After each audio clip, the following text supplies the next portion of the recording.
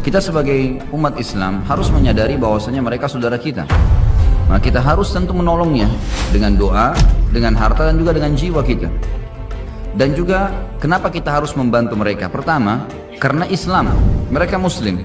Tidak mungkin orang Islam membiarkan saudaranya tersakiti. Nabi SAW mengatakan orang Muslim seperti satu jasad. Kalau satu luka, sedikit luka maka akan membuat seluruh tubuh itu demam.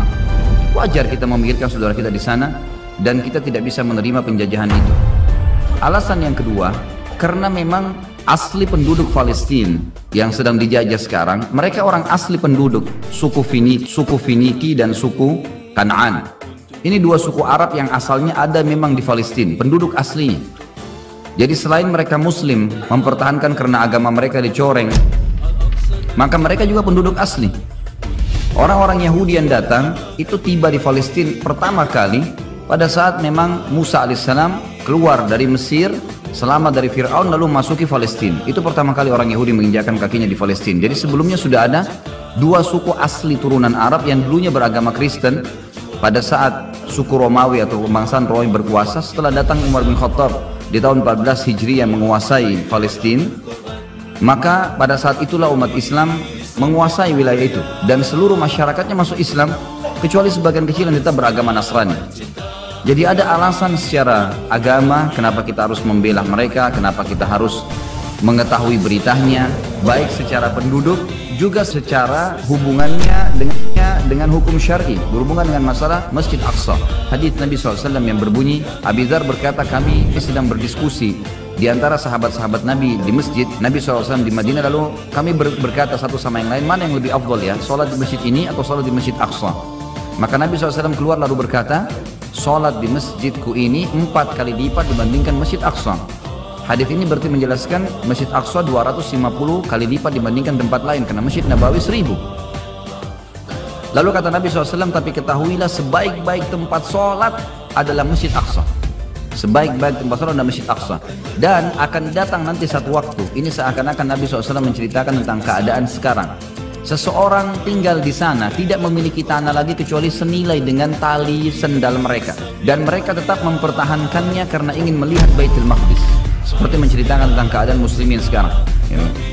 Lalu kata Nabi SAW, ketahuilah tanah sekecil itu pun di sekitar Baitul Maqdis, sekitar Masjid Aqsa, senilai itu pun tanah kita milikin di sana karena ingin melihat Baitul Maqdis, kata Nabi SAW, lebih baik daripada dunia dan seluruh isinya.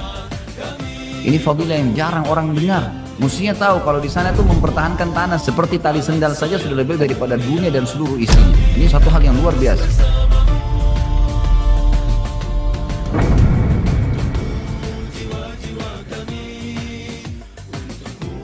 Cili.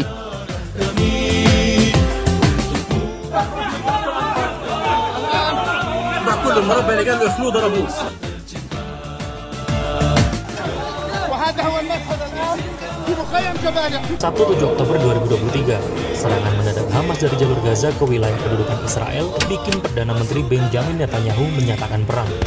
Serangan darat, laut, dan udara ini disebut setidaknya memakan 300 korban jiwa di Israel dan 232 korban jiwa di Palestina hingga Minggu 8 Oktober 2023.